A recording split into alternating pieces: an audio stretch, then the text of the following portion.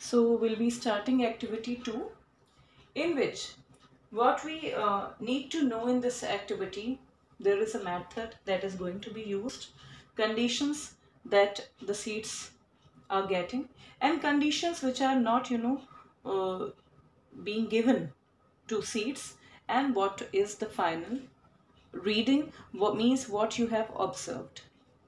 So this activity, this is the activity 2, in which what we have to do. We have to take some dry moong seeds and keep a small heap of seeds aside and soak the rest in water for a day.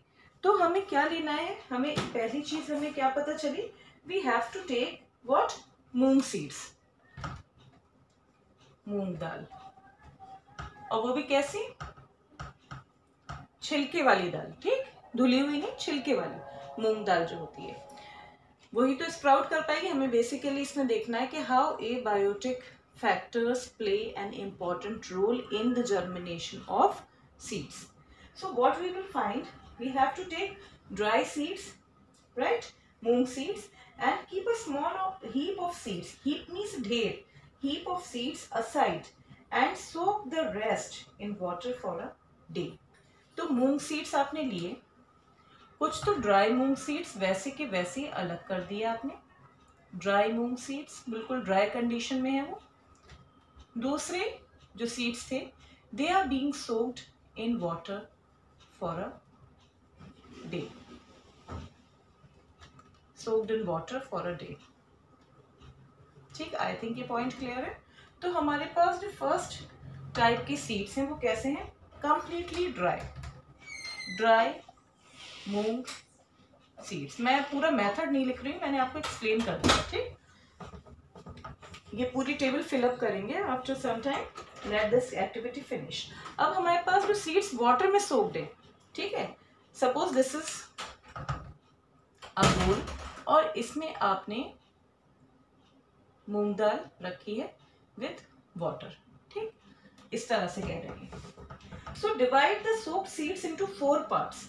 अब इसको हमें 4 parts में divide करना है, ठीक. अब fourth, जिसमें से एक पार्ट आप क्या बोल रहे हैं, keep 1 part completely submerged in water. एक पार्ट कैसा रखना है आपको, कंप्लीटली सबमर्ज्ड इन वाटर.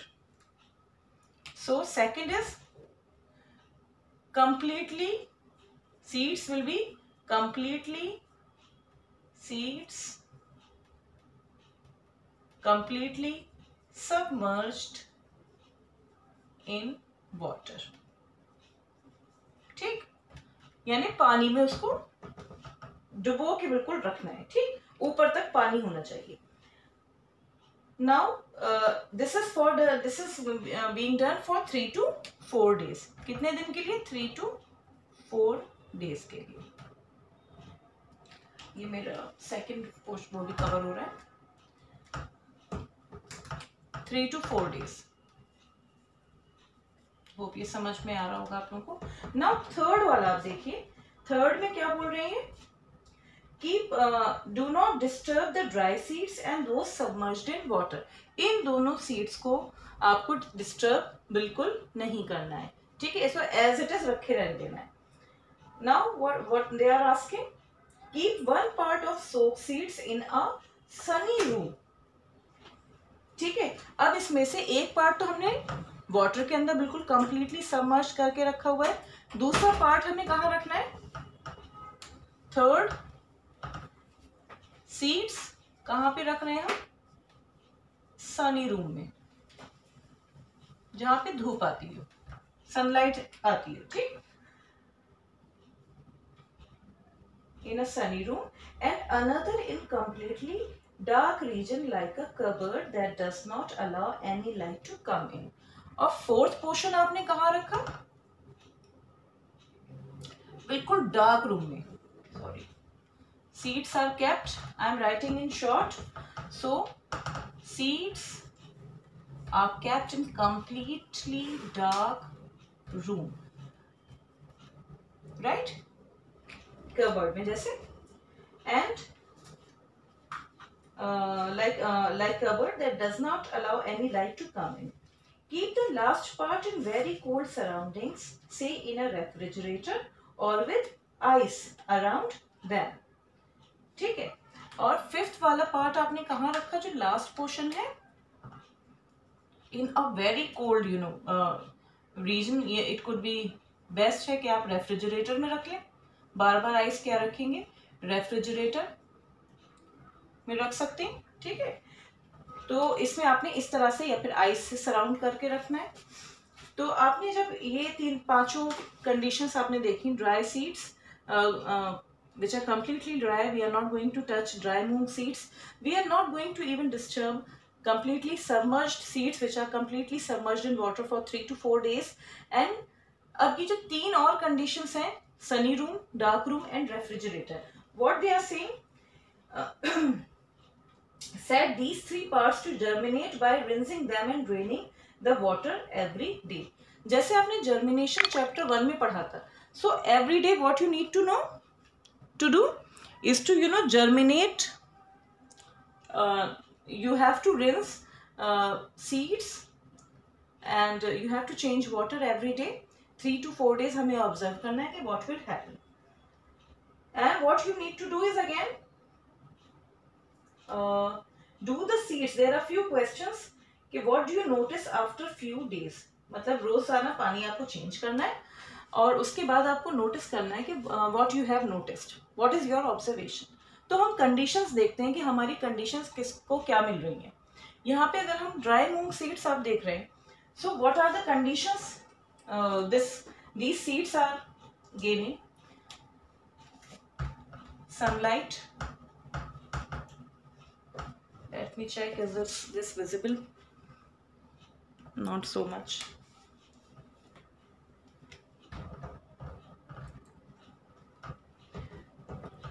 तो देखिए जो सीड्स बिल्कुल उसमें रखे हुए हैं, आपने किसी ऐसे बिल्कुल ड्राई उसमें रखे हुए हैं, सो ड्राई मूंग सीड्स हैं. They are face what they are getting conditions, they are getting sunlight मिल रही है. ठीक है ना. एयर भी है बट वाटर नहीं है. ठीक है. दे आर कंप्लीटली ड्राई और conditions they are not getting water. Water ऐसी कंडीशन है जो उसको नहीं मिल रही है. ठीक है. तो एयर और सनलाइट तो मिल रही है, वार्मथ मिल रही है, लेकिन conditions which is it is not getting, it is actually water. Observation क्या होगी हमारी? Seeds will not germinate. तो मैं फिर अब जर्मिनेट और नॉट जर्मिनेट ऐसे लिख दूंगी. नाउ अब इसमें आप सोचिए, the seeds which are completely submerged in water. ये सपोज करिए ये आपका बोल है एंड यू हैव सीड्स और वाटर इज एवरीवेयर. तो इस सीड को क्या मिल रहा है? Conditions it is getting. Let me write. So what you will find कि seeds which are completely submerged in water, इसमें आप क्या देखेंगे कि आपने क्या प्रोवाइड किया है? You have provided obviously air, थोड़ी बहुत तो उसमें ऑक्सीजन तो डिजॉल्व हो ही जाती है, और वाटर है, but there is no sunlight. So whether the seeds are going to germinate? Seeds will not germinate.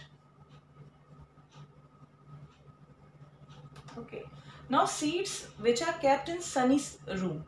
अब वो सीड्स जो इसमें सनी रूम में रखें, ये कैसे सीड्स हैं? These are soaked seeds हैं. ये कैसे सीड्स हैं? soaked, जिसका हम वाटर डेली चेंज कर रहे हैं. तो you are providing what? You are providing sunlight, यानी वार्मथ मिल रही है, एक ऑप्टिमम टेम्परेचर मिल रहा है सीड्स को. You are providing what?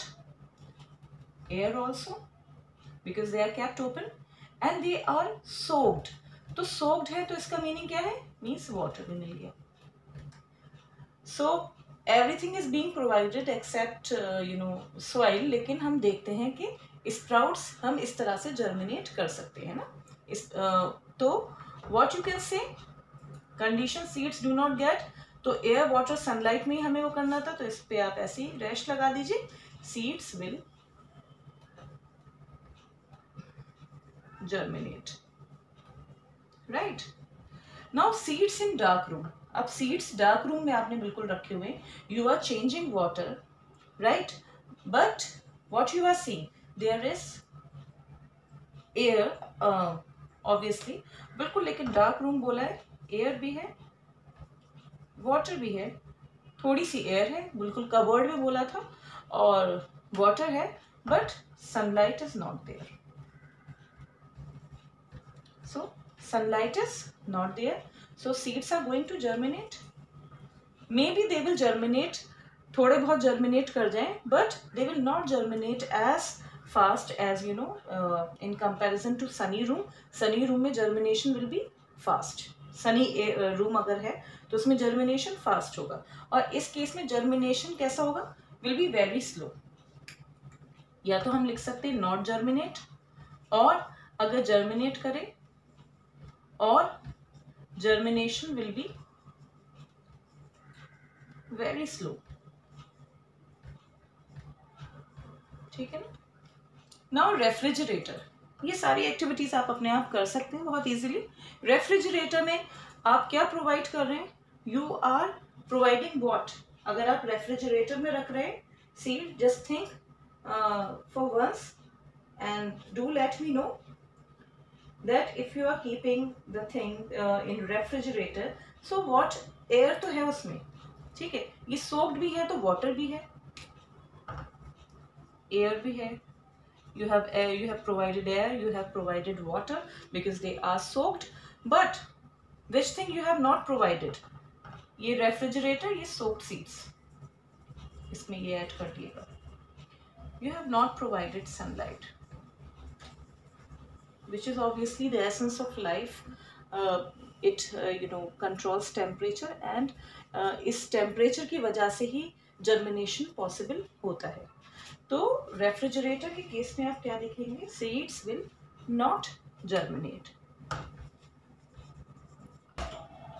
So what we will see, that seeds will not germinate in case of those seeds that are being soaked in water. आपने देखा भी होगा, अगर कभी आपने ग्राम सीड्स, मम्मी ने बहुत सारे ग्राम सीड्स जो है सोक करे थे, बट वो ज़्यादा हो गए आफ्टर सोकिंग, तो बहुत सारे लोग क्या करते हैं, दे ड्रेन वाटर, और उसको फिर जो है कुछ दिन बाद, 2-3 दिन बाद, रेफ्रिजरेटर में रखने के बाद 2-3 दिन बाद भी फिर से आप बना सकते हैं वो, है ना, क्योंकि रेफ्रिजरेटर में टेम्परेचर इज कंट्रोल्ड, टेम्परेचर कितना डाउन होता है, which will not promote germination of seeds. So what is the significance of explaining you this activity is actually what this activity helps you in knowing the effect of abiotic factors on germination of seeds. इससे आपको क्या पता चला, what do you come to know? This is very important कि आपको किसी भी activity का रीजन पता होना चाहिए। You came to know the effect of abiotic factors on germination of seeds. This is activity 2. So I am going to end this discussion.